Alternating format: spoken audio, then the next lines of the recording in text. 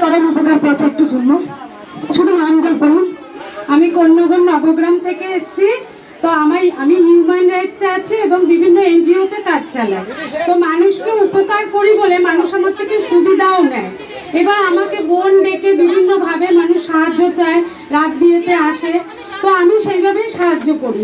তো এরকমই একজন বলেছিল দুর্গাপুজোর সময় যে আমার বাড়িতে দুর্গাপুজো, কিছু টাকা যদি দাও আমি তোমাকে পরে দিয়ে দেবো। তো দিয়েছিলাম, 2 বছর হয়ে গেছিল, টাকা দিচ্ছিল না। কিন্তু মোবাইলে 15 দিন ধরে এই ছবিটা, আমার মোবাইলে আর কিছুই ছবি নেই, শুধু মায়েরই ছবি। তো আমি মেয়েকে বললাম, মা বাবি দেখ তো এটা কিসের? বলছে হ্যাঁ তুমি সারাদিন ওই দেখো, তোমার একটাই কাজ মোবাইল নিয়ে বসে থাকা আর রাত বিয়েতে বাড়ি থেকে উপকার করতে যাও।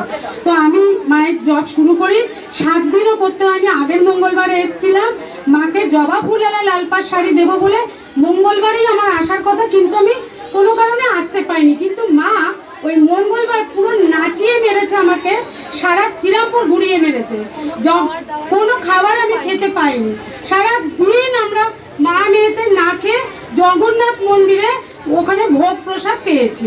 তারপরে রাত্রিবেলা আমি ঠিক করেছি, মা বৃহস্পতিবারই তোমার লাল পাড় শাড়ি আর কন্যাগরের মিষ্টি আমি তোমার জন্য নিয়ে যাব।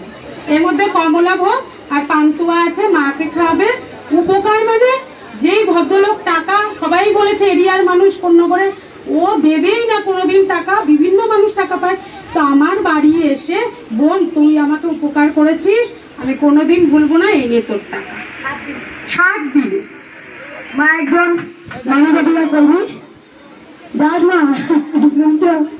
এবার সবাই বলুন জয়। জয় কৃষ্ণ কালী মায়ের জয়।